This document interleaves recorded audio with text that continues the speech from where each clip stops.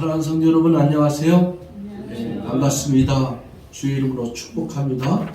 온라인으로 예배드리는 모든 성도들에게 주님의 은혜와 평강이 함께하기를 바라겠습니다.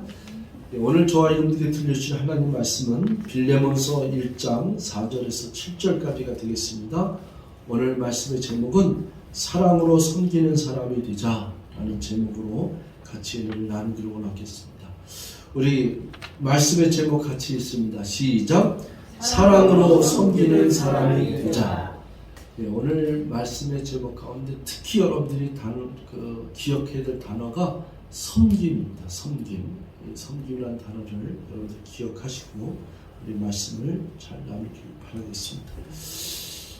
제가 가레빌골 골로새서를 강의하면서 그 다음에 빌레몬서로 넘어갔어요.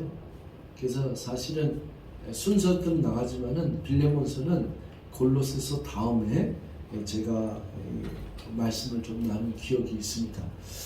그럼에도 불구하고 제가 이제 빌레몬서를 오늘 또 하게 된 것은 얼마 되지 않아서 또 하게 되지만은 너무나도 또 중요한 서신이고 이곳에 있는 내용이 너무나도 깊은 의미가 있어서 저와 여러분들에게 복습하는 의미야 또 다른 차원에서의 깨달음을 주기 위해서 하나님께서 오늘 빌레몬서를 또 택하게 됐습니다. 그래서 이제 빌레몬서까지 왔고 이제 다음 주부터는 히브리서에 들어갑니다. 히브리서가 상당히 좋습니다. 그래서 여러분들 기대하시고 또 히브리서 1장부터 13장에 있는 내용을 우리가 또 은혜를 펼쳐가기를 원합니다.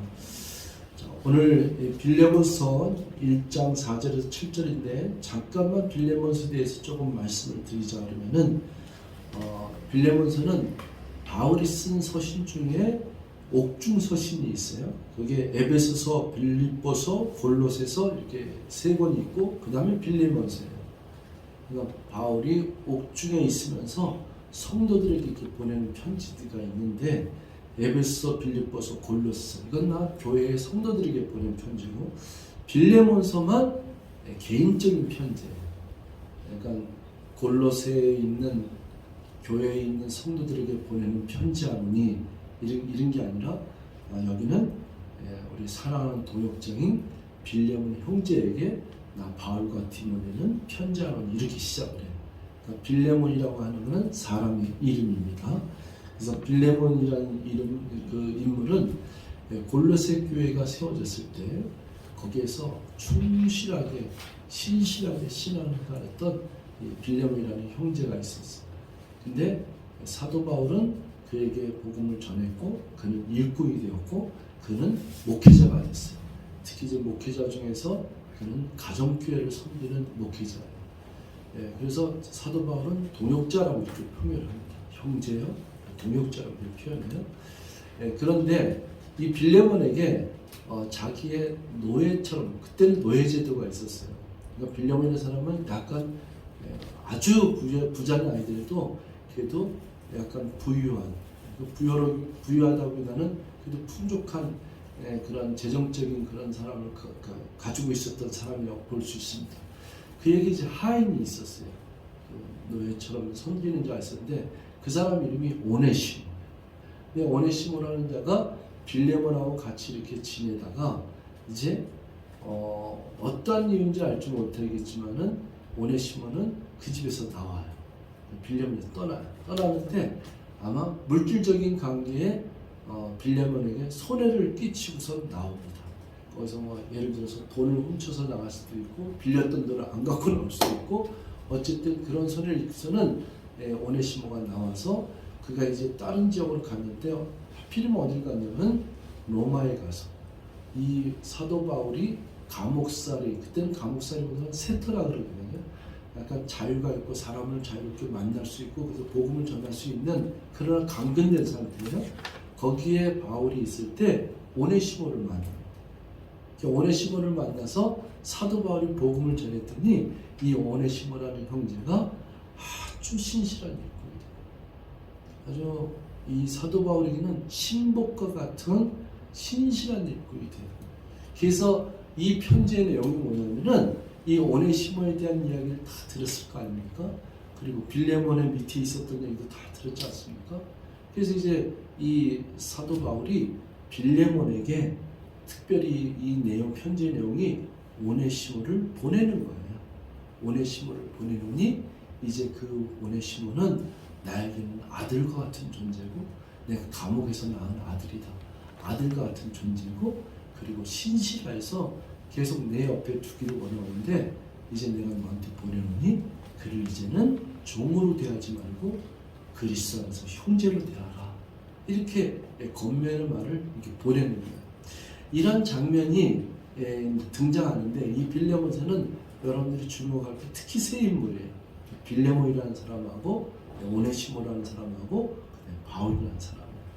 이 세 사람의 관계 속에서 나타나는 뜨거운 용서와 사랑, 그리고 또 거기에서 그래도 자기가 높은 지위에 있던 또 어떤 상황에 있던 걸 상관하지 않고 섬김으로 이렇게 아름다운 모습을 보여주는 이런 사랑, 이런 걸 우리가 오늘 배우는 거예요.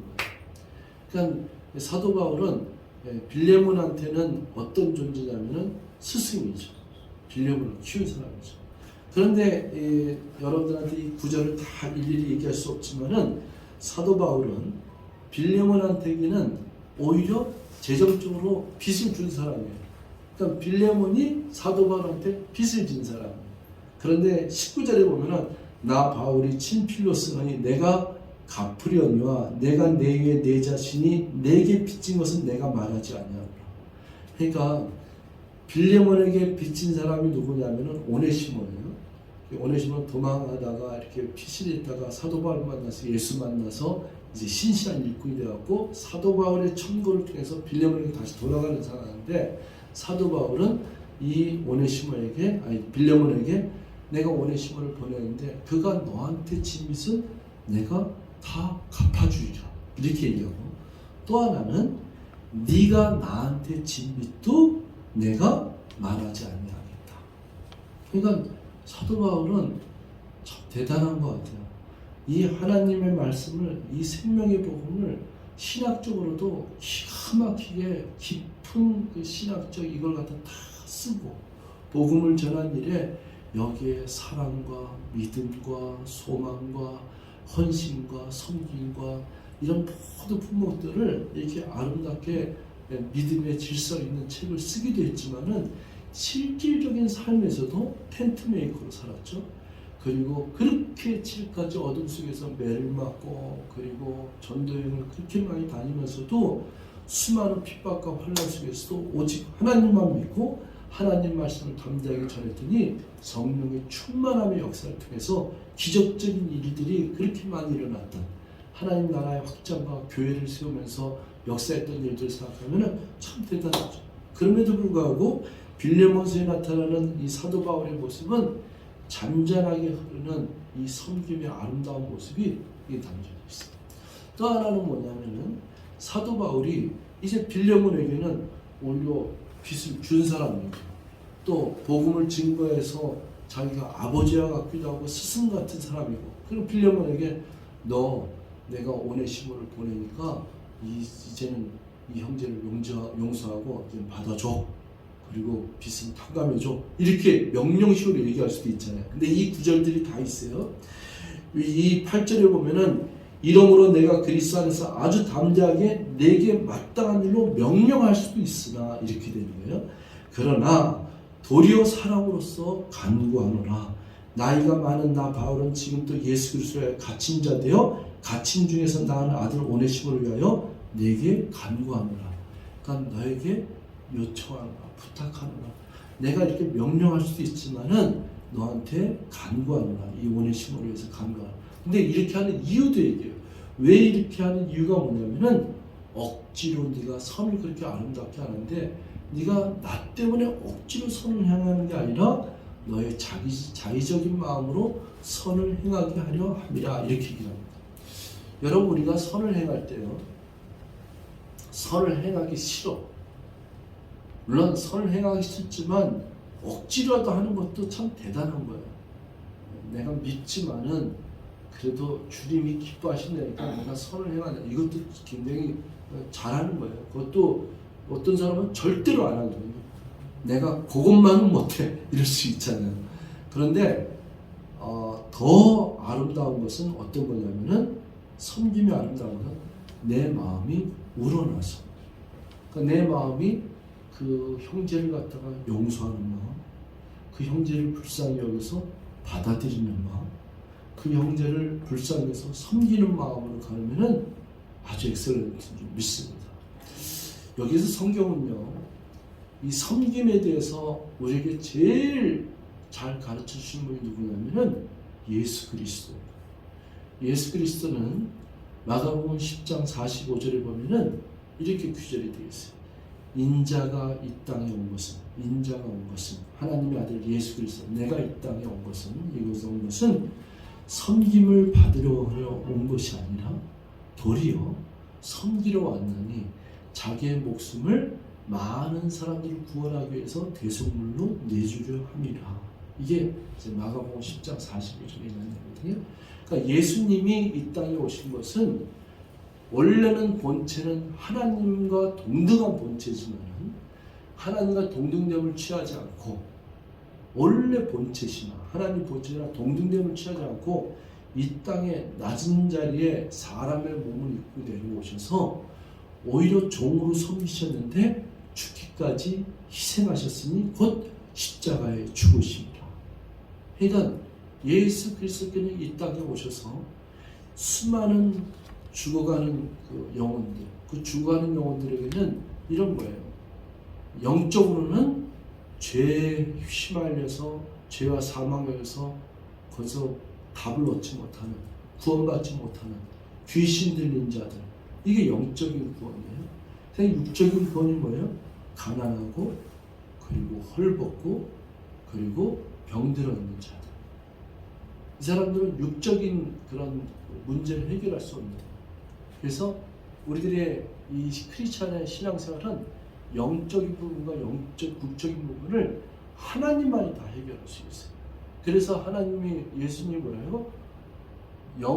몸은 죽이되 영혼은 어떻게 할 수 없는 사람에게 굴복하지 말고 몸과 영혼을 다 통치할 수 있고 죽이기도 하고 살릴 수 있는 그 권세 앞에 불복제해라. 그게 전능하신 하나님이거든요. 근데 사람들은 그냥 물질적인 것만 집에다 하면 거기에 쑥 빠지고, 병만 고친다면 그걸로 쑥 빠지고, 그리고 또 자기 어떤 문제만 해결되면, 우리 아들만 문제만 해결된다 그러면 그걸로 빠지고, 거기에 비굴하게 굴복되는 게 아닌데 거기에 굴복하는 게 아니에요. 진짜 섬기고 진짜 우리가 믿어야 할 대상은 우리의 영혼도, 죽어서 가는 그 영혼까지도 책임지고, 그리고 그 영혼이 죽어도서 살고 영원히 살 수 있는 그 영혼의 구원 문제와, 누구도 죄의 문제를 해결할 수 없는데 이 죄 문제를 해결할 수 있는 능력의 하나님과, 그리고 주님께서 이 땅에 오셔서, 예수님이 오셔서 하신 일이 티칭, 프리칭, 힐링인데 그게 뭐냐면은 이 하나님 말씀을 가르쳐줬고, 병든 자를 치유하고 그들을 낫게 해줬으며, 귀신을 쫓아내는 이런 역사를 이루신 그분의 전능하신 하나님을, 구세주인 예수 그리스도를 섬기고 예배하는 것이 마땅한 줄 믿습니다. 근데 이러한 진리의 원리를 모르면은 사람들은 그냥 여기저기 헤매고 다니는 거예요. 얼마나 방황한지 몰라요. 그냥 이쪽에 내 이쪽 문제 요거 해결해 주다면 그쪽으로 슉 빠졌다. 또 이쪽에 이쪽 문제, 또 물질적인 문제랑 걸로 슉 빠졌다. 또 병들면 병이 고침을 해서 그거 해결했다. 얼마나 휘말리면 사는 줄 몰라요. 그렇게 이리저리 방황하며 끌린다하며 질질 끌리다하며 그렇게 사는 인생이 아니에요. 그건 다 사탄 마귀가 우리를 갖다 영적으로 다 질질 끌려다니는 마귀였어요.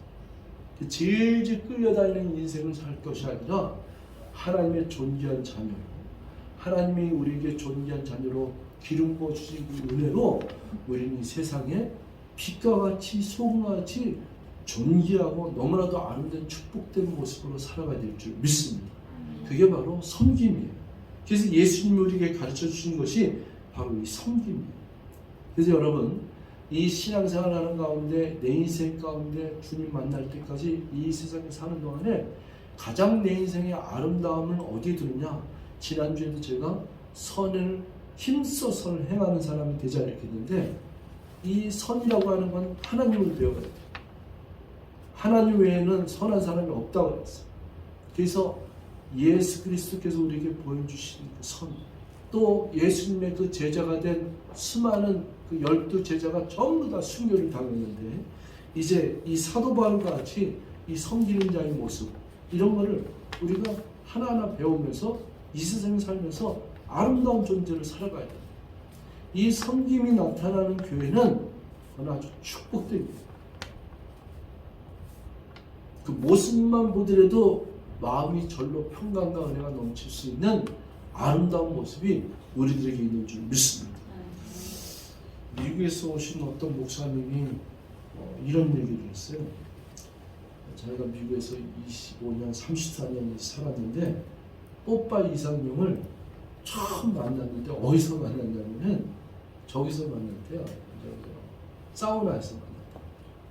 그래서 그 뽀빠 이상용에 대해서는 잘 몰랐었는데 늘 사회보고 이런 걸 하는데 그렇게 교제를 하다가 이제 나누게 된 이야기 중에 뽀빠 이상용이라는 사람이 매일 그 사람이 하는 일입니다. 매일 하는 일이 뭐냐면 은행에 가고 은행에 가서는 10만 원을 은행에 가서 1,000원짜리로 다 바꿉니다.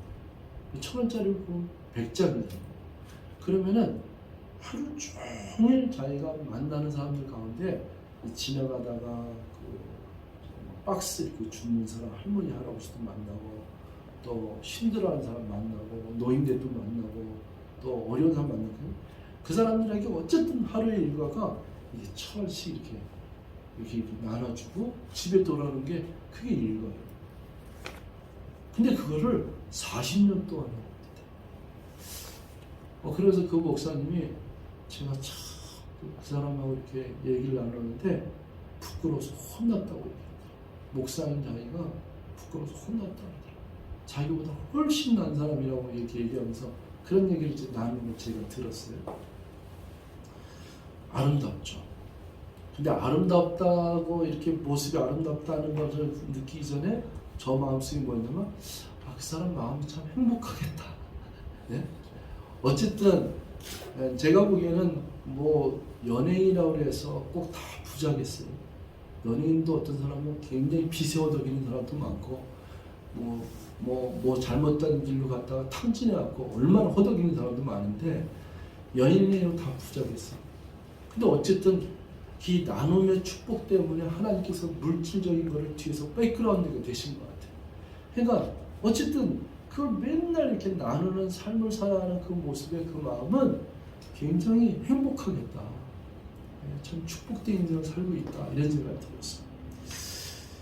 여러분, 우리들의 모습 속에서 지금 이 빌레몬이라는 사람, 오네시모라는 사람, 사도 바울이라는 사람이 있는데 이 아름답게 서로 사랑하며 그리고 서로 섬기며 그리고 그 사람을 용서도 하고 받아주기도 하고 또 내가 높은 자리에 있지만은 오히려 겸손하게 거꾸로 내가 네 허락 없이는 내가 아무것도 하지 않기로 작정입니다. 그러니까 아들과 같고 제자 같지만은 내가 허락하지 않으면은 내가 지금 원하는 마음을 나는 적겠다. 이게 사도 바울의 마음입니다. 이런 일로 이렇게 진행되면은 싸움이 일어날 수도 없고 분쟁이 일어날 수도 없고 얼마나 아름다운 모습으로 섬기는 거예요. 그리고 사도 바울에게 있어서 아까 제가 물질적인 걸 좀 얘기했지만은 물질관이 대단한 거죠. 네. 다른 사람의 빚도 그 사람을 위해서는 내가 갚아줄 수도 있고 또 네가 나한테 진 빚도 내가 말하지 않겠다. 이건 굉장히 자유한 일이거든요. 우리들의 인생에서 이 자유함 하나가 있었어도 이 자기 인생을 살았는데 얼마나 축복된 아름다운 인생을 살았는지 몰라요. 우리 사랑하는 주부처 성교교회 성도 여러분, 여러분들의 신앙생활에 더 많은 도전을 하십시오. 지금도 내가 믿음의 생활 잘하고 또 하나님 말씀 연구하며 기도하며 또 선교하며 또 복음 전하며 잘하고 있지만은 더 주님의 모습을 본받아서 하나님의 말씀에 생명의 말씀에 그 큰 은혜의 말씀을 더욱더 굳게 붙잡고서는 자기 자신이 은혜의 자리에, 그 섬김의 자리에, 더욱더 아름다운 모습의 자리에, 성숙된 모습의 자리에 신앙인으로 더욱더 거듭나시기를 주님 축원드리겠습니다. 이 모습이 누구를 위한 거냐? 다른 사람을 위한 거 아니야. 내가 손해보는 것 같지만 그게 아니라 오히려 이 마음에 진실로 하나님이 주시는 은혜와 평강과 축복이 내 안에 가득 찬 줄 믿습니다.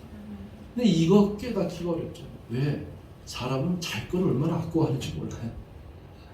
그렇게 드리기가 쉽지 않아요.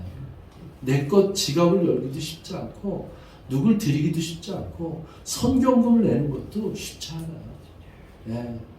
얼마나 사람들이 이렇게 묶여져 있는지 몰라요.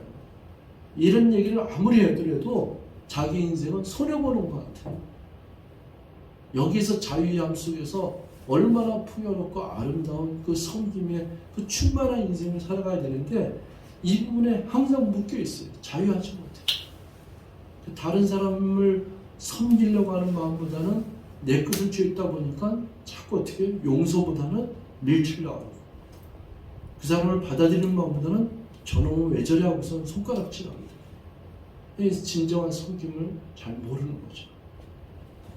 말씀을 이제 제가 마치도록 하겠습니다.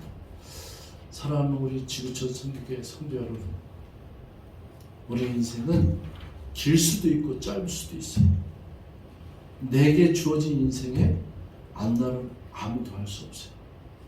오늘 하루하루를 내게 주어진 인생, 주님 만날 때까지 걸어가는 인생 가운데 저는 여러분들의 삶이 훨씬 더 풍요로웠으면 좋겠습니다. 훨씬 더 이 섬김의 모습 속에서 아름다웠으면 좋겠습니다. 훨씬 더 주 예수 그리스도의 은혜로 우리가 배움받은 이 섬김의 모습으로 이 세상에 빛과 소금같이 존귀한 자로 서 있었으면 좋겠습니다. 그것이 진정한 그리스도의 모습이요, 하나님의 빛의 자녀요, 그리고 그리스도의 제자로 살아가는 아름다운 증인의 모습인 줄 믿습니다. 거룩한 길 걸어가는, 좁은 길 걸어가는, 이 아름다운 축복의 길 걸어가는 우리가 그 찬송의 브루스트는 주님의 은혜로 살아가는 당신의 모습이 얼마나 아름다운지 그 축복을 자기 자신에게 이렇게 위로하고 자기 자신을 축복하고 그리고 하나님께 이러한 은혜를 가르쳐 주시고 이러한 은총을 주신 하나님께 내가 찬송하리라, 감사를 드리라, 주님께 영광을 드리면서 이 길을 걸어가리라, 이렇게 다짐하고 고백하시는 저와 여러분들 되시길 주님으로 축원드리겠습니다. 기도하시겠습니다. 사랑의 하나님, 누군가를 섬긴다는 것은 얼마나 아름다운지 모르겠습니다. 그러나 우리가 예수를 알지 못하고 하나님을 제대로 알지 못하면 섬기기보다는 섬김을 받으려고 하고 다른 사람을 도와주기보다는 도움을 받기를 원하고 주기보다는 받기를 원하는 이기적인 마음과 낯빛게 모르는 개인적인 삶을 살아갈 때가 많은데 하나님, 저희들의 생각과 마음을 변혁시켜 주시옵소서. 성령여 깨달아 주시옵소서. 성령님, 우리의 마음을 뒤흔들어 주시옵소서. 내 인생의 여정 가운데 주님 함께 하셔서 내 것을 비워서 나누고 베풀고 섬기고 하나님을 향해서 복음을 위해서 기꺼이 영혼을 살리기 위해서 내 것을 비워서 그 영혼을 사랑하며 섬기며 가난한 벌벗고 외로운 사람들을 손잡아주고 위로하고 그리고 나누고 베풀고 도와주며 섬기며 이 축복된 아름다운 인생을 살기 부족함이 없도록 하나님 우리의 심령을 풍성하게 만져주시고 성령의 기름 부어 주셔서 뜨거운 사랑 가지고 뜨거운 섬김의 모습으로 아름다운 인생 살아갈 수 있는 축복의 자리에 있을 수 있도록 은혜를 더하여 주시옵소서. 감사드리고 예수님의 이름으로 간절히 기도했사옵나이다. 아멘.